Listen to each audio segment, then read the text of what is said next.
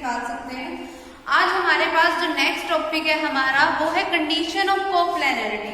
Coplanar का मतलब क्या होता है, पहले हम वो बात कर ले। कोप्लेनर का मतलब है कि जितनी भी हमें लाइंस गिवन है, अगर वो सिंगल एक ही प्लेन पे लाई करेगी तो हम बोलेंगे कि वो लाइंस क्या है, कोप्लेनर है। और कोई भी लाइन कोप्लेनर है या नहीं है उसके लिए हमें पता कैसे चलेगा कि हमें मान लो दो लाइंस दे रखी है, अगर वो दोनों लाइन एक दूसरे के पैरेलल है, कोई एक लाइन दे रखी है या कोई दूसरी लाइन दे रखी है, अगर दोनों लाइनें एक दूसरे के पैरेलल हैं तब भी वो एक ही प्लेन में लाई कर रही है। अगर ये वाली कोई लाइन है जिसके डायरेक्शन रेशियोज है कोई b1 वेक्टर टाइप से, इसके कोई डायरेक्शन रेशियोज है कोई b2 वेक्टर टाइप से, अगर कोई दो लाइनें एक दूसरे के पैरेलल होती है तो वेक्टर प्रोडक्ट क्या कहती है कि इनकी क्रॉस प्रोडक्ट किसके इक्वल होगी, 0 के इक्वल। ठीक है, तो हमारे पास कंडीशन क्या होगी, हमें चेक करना होगा कि लाइनें पैरेलल हैं या नहीं है। तो हमें पता कैसे चलेगा, हमें कोई b1 वेक्टर दे रखा होगा, कोई b2 वेक्टर दे रखा होगा, मतलब डायरेक्शन रेशियोज दे रखे होंगे दोनों लाइनों के। हम उनके डायरेक्शन रेशियोज की क्रॉस प्रोडक्ट करवा के देख लेंगे, अगर वो 0 पे इक्वल आ गई इट मीन्स कि वो दोनों लाइनें एक दूसरे के पैरेलल है तो वो क्या है, कोप्लेनर है। ठीक, सेकेंड कंडीशन कि वो दोनों लाइनें कोप्लेनर है या नहीं है, वो क्या होगी। सेकेंड कंडीशन है कोप्लेनर की, अगर मान लो कि कोई एक लाइन ऐसे है और इस तरीके से कोई दूसरी लाइन है, अब दोनों लाइनें एक दूसरे को इंटरसेक्ट कर रही है ना, इंटरसेक्ट तो तभी कर पाएंगी जब वो एक ही प्लेन पे आएंगी। ठीक है, और ये इनका कोई पॉइंट ऑफ इंटरसेक्शन हो जाएगा। ठीक है, और इंटरसेक्टिंग लाइन के लिए हमारे पास कंडीशन क्या होती है, that a2 vector minus a1 vector dot b1 vector cross b2 vector का magnitude divided by magnitude of b1 vector cross b2 vector जो होगा वो 0 के इक्वल होगा। यानी कि शॉर्टेस्ट डिस्टेंस का फॉर्मूला बोला मैंने 0 के इक्वल। यही फॉर्मूला मैंने 0 के इक्वल क्यों बोला इनके लिए, वो सुनो कि देखो एक लाइन ये वाली है, कोई दूसरी लाइन ये वाली है, शॉर्टेस्ट डिस्टेंस इसका मतलब देखो अगर ये कोई दो लाइनें हैं, हमें इन दो लाइनों के बीच का अगर छोटे से छोटा डिस्टेंस शॉर्टेस्ट डिस्टेंस बताना हो तो एक टाइम तो ऐसा आ रहा है जब ये दोनों लाइनें आके मिल गई इस पॉइंट पे, यानी कि इन दो लाइनों के लिए एक पॉइंट मुझे ऐसा मिला जहां पे इन दोनों के बीच में कोई डिस्टेंस नहीं था। ठीक है, कोई डिस्टेंस नहीं था, मतलब डिस्टेंस क्या था, 0। तब हमने अगर क्या बोलते हैं कि अगर कोई दो लाइनें एक दूसरे को इंटरसेक्ट कर रही हैं तो उनके बीच का जो शॉर्टेस्ट डिस्टेंस होगा वो 0 के इक्वल होगा। अगर शॉर्टेस्ट डिस्टेंस उनका 0 के इक्वल है, इस कंडीशन, अब इस वाली क्वांटिटी को अगर मैं उधर जाके मल्टीप्लाई कर दूंगी तो वो भी 0 हो जाएगा। तो मैं सिंपल लैंग्वेज में ये बोल सकती हूँ that a2 vector minus a1 vector की dot product b1 vector cross b2 vector के साथ अगर 0 के इक्वल है तब भी मैं ये बोलूंगी कि वो लाइंस जो है वो क्या है, कोप्लेनर है। ठीक है, और अगर मैं इसको डिटरमिनेंट टाइप वाली फॉर्म में लिखना चाहूँ तो वो मैं कैसे लिखूंगी, यहाँ लिखा जाएगा a2 vector minus a1 vector. ठीक है, इसके जो कोएफिशिएंट्स होंगे फर्स्ट फॉर्म में वो लिखे जाएंगे, ये जिसको हम a2 vector minus a1 vector का मतलब x2 माइनस x1, फिर y2 माइनस y1, फिर z2 माइनस z1, फिर सेकंड नंबर में क्या आएगा, b1 वेक्टर के जो कोएफिशिएंट होंगे a1 a2 a3। ठीक है, कोई b2 वेक्टर होगा जिसके डायरेक्शन रेशियोज होंगे a4 a5 a6 या l1 m1 n1 जो भी होगा। ठीक है, जो भी हमें नाम दे रखा होगा वो लिख देंगे हम यहाँ पे। अगर डिटरमिनेंट की ये फॉर्म 0 के इक्वल आ गई तब भी वो क्या हो जाएंगे, कोप्लेनर। ठीक है, अगर वो इक्वल टू 0 नहीं आए इट मीन्स कि वो कोप्लेनर भी नहीं है और लाइन जो है वो इंटरसेक्ट भी नहीं कर रही। अगर b1 vector cross b2 vector 0 के इक्वल नहीं आया इट मीन्स कि वो कोप्लेनर भी नहीं है और लाइन पैरेलल भी नहीं है। आगे समझ। ठीक, तो वैसे कोई भी सम करते टाइम ना हम जनरली इसी फॉर्मूले को अप्लाई करने की कोशिश करेंगे, क्योंकि b1 क्रॉस b2 इसमें भी है और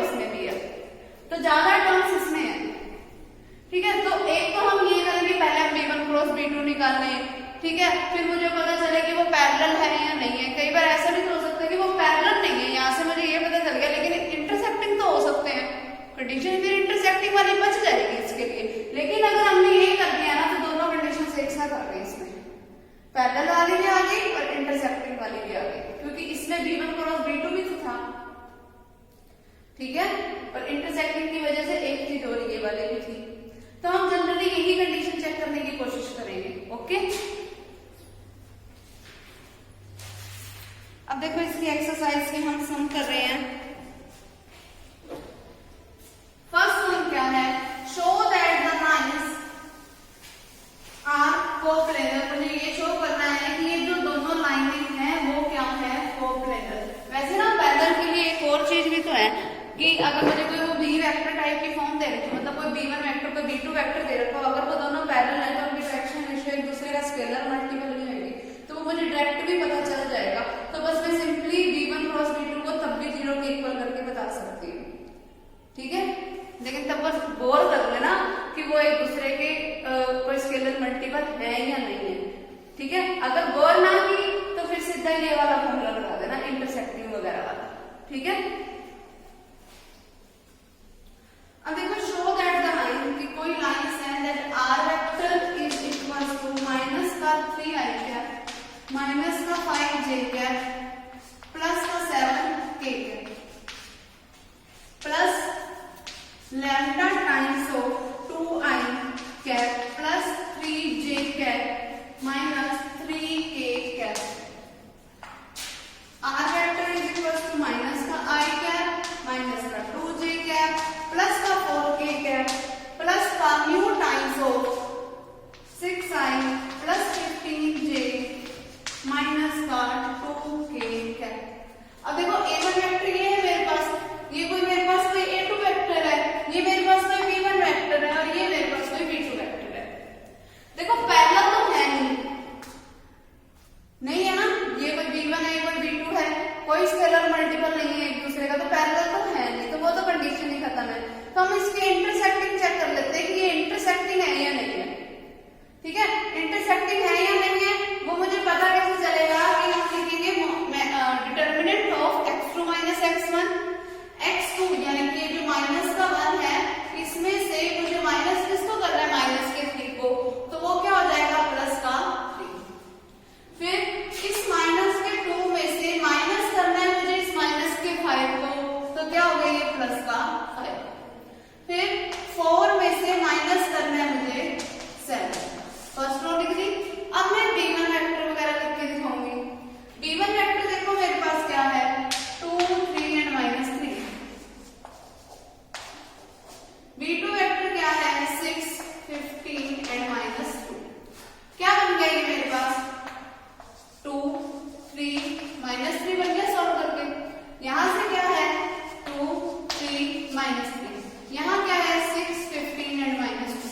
अब देखो कभी भी डिटर्मिनेंट की फॉर्म में अगर कोई दो आइडेंटिकल रो या दो आइडेंटिकल कॉलम आ जाते थे तो उसका डिटर्मिनेंट 0 नहीं हो जाता था, तो मुझे सॉल्व करने की जरूरत ही नहीं है।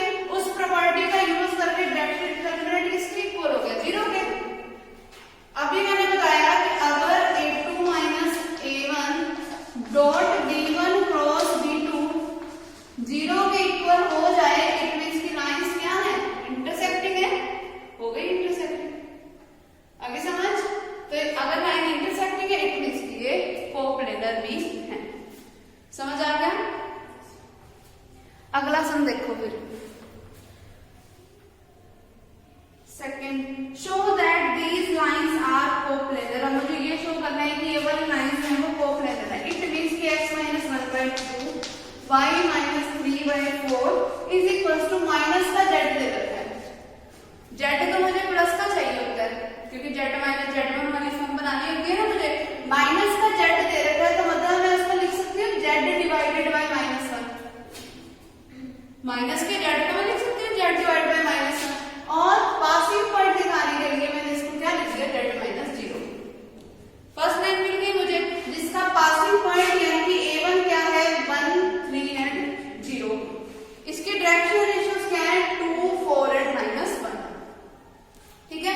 सेकंड लाइन में पास क्या है x minus 4/3 1 minus y/2 z minus 1, ये दे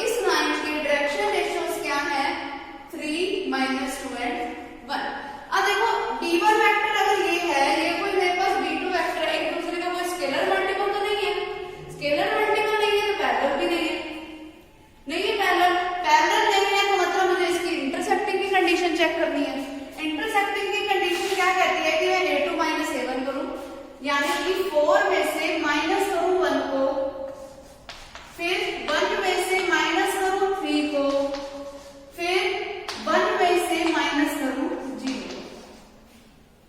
आगे समझ। यहां पर सेकंड रो में क्या आएगा, v1 वेक्टर जो कि इसके डायरेक्शन रेशियोज है वो क्या है 2, 4 और -1। इस वाले में यहां पर क्या आएगा 3, -2 एंड 1। अब इसको सॉल्व करो, क्या बनेगा 3, यहां से क्या आएगा -2, यहां से आएगा 1, फिर 2, फिर 4, फिर -1, 3, -2 एंड 1। फिर से वही देखना, फर्स्ट और थर्ड रो आइडेंटिकल हो गई, आइडेंटिकल हो गई तो मतलब डिटरमिनेंट किसके इक्वल हो गया 0 के। समझ आ गई बात। अब क्योंकि डिटरमिनेंट 0 के इक्वल है, इट मींस की वो लाइंस क्या हो गई इंटरसेक्टिंग हो गई पहले, फिर कोप्लेनर भी हो गई। ठीक है, यही हमें प्रूफ करके बताना था। आगे समझ। छोटे छोटे इजी यहाँ पे मैं direct a2 - a1 direct determinant form में कर रही हूं, तुम अलग से करके बताओगे फिर पुट करोगे। ठीक है,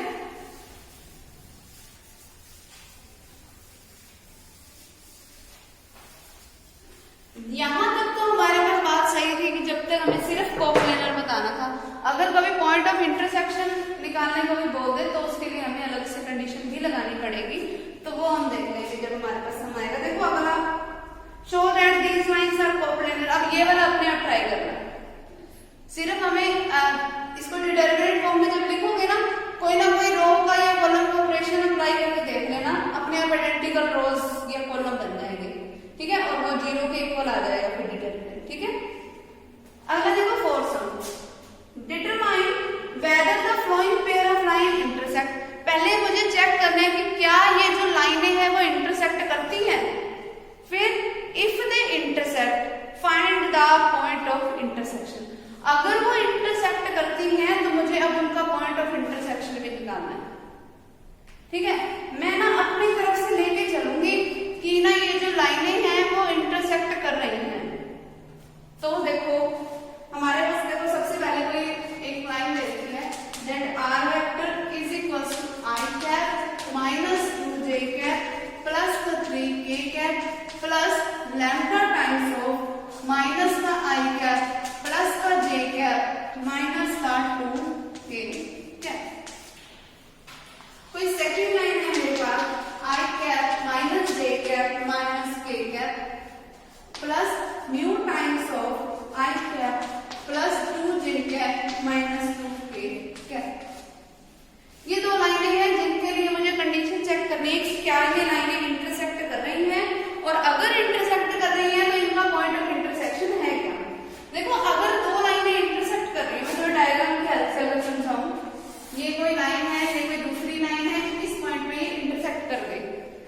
अगर ये इंटरसेक्ट कर गई तो मतलब इस पॉइंट के जो कोऑर्डिनेट्स की जो वैल्यू होगी वो इस लाइन को भी सेटिस्फाई करेगी, इस लाइन को भी सेटिस्फाई करेगी। ये वाला पॉइंट इन दोनों लाइंस का कोई कॉमन पॉइंट होगा, इंटरसेक्शन पॉइंट जो होगा, मतलब कोई एक वैल्यू के लिए लैम्डा या म्यू की किसी एक वैल्यू के लिए होगा क्या कि ये दोनों लाइनें एक दूसरे के लिए क्या बन जाएंगी इक्वल। कोई एक पॉइंट ऐसा भी आएगा ना जहां पर ये दोनों क्या बन जाएंगी, दोनों की वैल्यू सेम बन जाएगी। ठीक है, तो मेरा काम यही होगा कि अगर ये दोनों लाइनें इंटरसेक्ट कर रही हैं तो किसी एक पॉइंट के लिए मैं लाइन लिखूंगी, if both of these line intersect then for one point their values will be same. अगर इनकी वैल्यू सेम है तो मैं इन दोनों को रख इक्वल देती हूँ, means i cap minus 2j cap plus 3k cap plus lambda times of minus i plus j minus 2k cap को मैंने इक्वल टू रख दिया किसके, i minus j minus k cap plus mu times of i plus 2j minus 2k cap equal to रख दिया किसी एक value के लिए, यानी कि इंटरसेक्टिंग पॉइंट के लिए। ठीक है, सिर्फ उसी के लिए इक्वल होगा, बाकी किसी के लिए इक्वल नहीं होगा। फिर उसके बाद i कैप वाले इकट्ठे करो, j वाले इकट्ठे करो। i कैप वाला यहाँ से क्या है 1, यहाँ से क्या है माइनस लैम्डा इंटू में i कैप। अब j वाले इकट्ठे करो, यहाँ से आया माइनस का 2 और यहाँ से आया प्लस का लैम्डा। फिर k कैप वाले इकट्ठे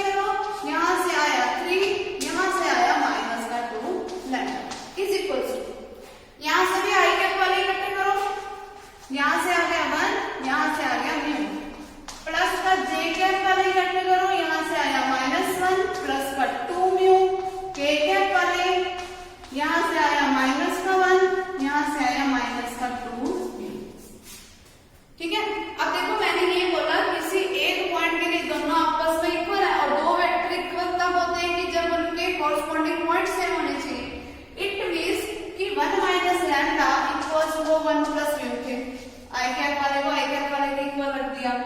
फिर माइनस का 2 प्लस लैम्डा इक्वल्स टू हो माइनस 1 प्लस 2 म्यू थे। फिर 3 माइनस 2 लैम्डा इक्वल्स टू किसके हो माइनस 1 माइनस 2 म्यू। ठीक है, अब हम करेंगे क्या, इसको हम सोल्व करेंगे। लैम्डा उधर जाके प्लस का हो गया, क्या बन गया लैम्डा प्लस म्यू। ठीक है, ये 1 इधर आके क्या हो गया माइनस 1 0। या मैं ये भी बोल दूं कि lambda equals to minus mu सीधा, ताकि मैं डायरेक्ट वैल्यू पुट कर दूं इसमें। सेकंड वाले को अगर मैं सॉल्व करूं तो इनको इकट्ठा करूं, लैम्डा 2 म्यू इधर आके माइनस का हो गया, ये 2 उधर जाके प्लस का हो गया, तो 2 माइनस 1 क्या बच गया 1। अब क्योंकि लैम्डा की वैल्यू माइनस म्यू है तो वो यहाँ पे पुट कर दो, माइनस का म्यू माइनस का 2 mu is equals to 1, minus का 3 mu is equals to 1 means mu is equals to minus 1/3 हो गया। म्यू अगर माइनस 1/3 के इक्वल है तो लैम्डा किसके इक्वल हुआ प्लस के 1/3 के। ठीक है, अब मेरे पास लैम्डा और म्यू की वैल्यू आ गई, दो इक्वेशंस को सोल्व करने के। अगर अब इन दो इक्वेशंस को सोल्व करके मेरे पास ये लैम्डा और म्यू की वैल्यू आई है, अगर वो इस थर्ड इक्वेशन को सेटिस्फाई कर गए ना, लैम्डा और म्यू की वैल्यू अगर वो इस थर्ड इक्वेशन को सेटिस्फाई कर गए, तब तो हम बोलेंगे कि हाँ दोनों लाइन इंटरसेक्ट कर रही थी और कोप्लेनर भी थी। अगर उन्होंने इसको सेटिस्फाई नहीं किया तो हम क्या कंडीशन बोलेंगे कि वो इंटरसेक्टिंग नहीं थी। ठीक है, दो इक्वेशन से हम लैम्डा और म्यू की वैल्यू निकालेंगे, सेटिस्फाई करनी चाहिए। ठीक, सेटिस्फाई देख लेते हैं करती है या नहीं करती है। अगर हम इसको सोल्व करें तो क्या बन गया 2 लैम्डा उधर जाके प्लस का हो गया, तो 2 लैम्डा माइनस 2 म्यू 1 इधर आके प्लस का हो गया इज इक्वल्स टू 4। ठीक है, अब लैम्डा और म्यू की वैल्यू पुट करो, 2 टाइम्स ऑफ लेफ्ट साइड ले रही हूं मैं। ठीक है, लेफ्ट साइड में लैम्डा की वैल्यू पुट करी 1/3, माइनस का 2 टाइम्स ऑफ म्यू की वैल्यू पुट करी माइनस का 1/3, ये क्या बन गया 2/3 माइनस माइनस प्लस का 2/3, एलसीएम आ गया 3, तो 2 plus 2 means 4/3 which is not equal to 4। तो इसका मतलब लैम्डा और म्यू की वैल्यू ने इसको सेटिस्फाई नहीं किया, तो these lines are not intersecting और फिर इनका कोई भी पॉइंट ऑफ इंटरसेक्शन नहीं होगा। आगे समझ क्लियर है? अगर सेटिस्फाई कर जाते तो वही इसका मतलब वो लाइन इंटरसेक्टिंग भी थी और कोप्लेनर भी थी। क्लियर है? इस तरीके से हम इसको सोल्व करेंगे और फिर ना जो भी हमारे पास फिर अगर वो सेटिस्फाई कर जाती है बाय चांस, देखो इसमें तो की नहीं, अगर वो सेटिस्फाई कर जाते हैं तो जो हमारी लैम्डा और म्यू की वैल्यू थी ना, जो हमारी लैम्डा और म्यू की वैल्यू थी, लैम्डा की वैल्यू को या म्यू की वैल्यू को किसी भी इक्वेशन में पुट करके जो हमारे पास आर वेक्टर बनेगा वही उसका कॉमन पॉइंट ऑफ इंटरसेक्शन। अब देखो last sum of this exercise is prove that the line passing through 2 points पे 2 पॉइंट्स है। पहला पॉइंट ए है हमारे पास 0 -1 एंड -1, कोई बी पॉइंट है हमारे पास 4 5 एंड 1। ठीक है, तो अब हमारे पास पॉइंट दे रखे हैं, पॉइंट से हम किसी लाइन की इक्वेशन निकालते हैं। देखो इस लाइन का पासिंग पॉइंट मुझे कोई भी एक ले सकती हूँ मैं, चाहे ए लो चाहे बी लो, वो तुम्हारी मर्जी पे है, ए वेक्टर जिसको मर्जी बनाओ। फिर इस लाइन का देखो कोई भी लाइन की इक्वेशन निकालनी हो तो इसका क्या होता है r vector is equal to a vector plus lambda times of m vector where m vector are the direction ratios of that line. और एम वेक्टर निकलता कैसे है, जब हम टर्मिनल में से इनिशियल पॉइंट को माइनस करें, 4 में से माइनस करें 0 को तो 4 आई कैप, फिर 5 में से माइनस करें माइनस के 1 को तो 6 जे कैप, 11 में से माइनस करें माइनस के 1 को तो प्लस का टर्म के कैप। ये मेरे पास एम वेक्टर हो गया, तो मेरे पास आर वेक्टर बन गया 0i minus J minus A cap plus lambda times of 4i plus 6j plus 12k cap. फिर अगले दो पॉइंट्स को यूज करके एक और लाइन की इक्वेशन बनाओ, फिर मुझे इनको सिंपली कोप्लेनर प्रूफ करना है और वही तरीका लगेगा a2 - a1 फिर b1 फिर b2 वेक्टर। ठीक है, अगर वो 0 के इक्वल आ गया तो कोप्लेनर है, अदरवाइज नहीं है।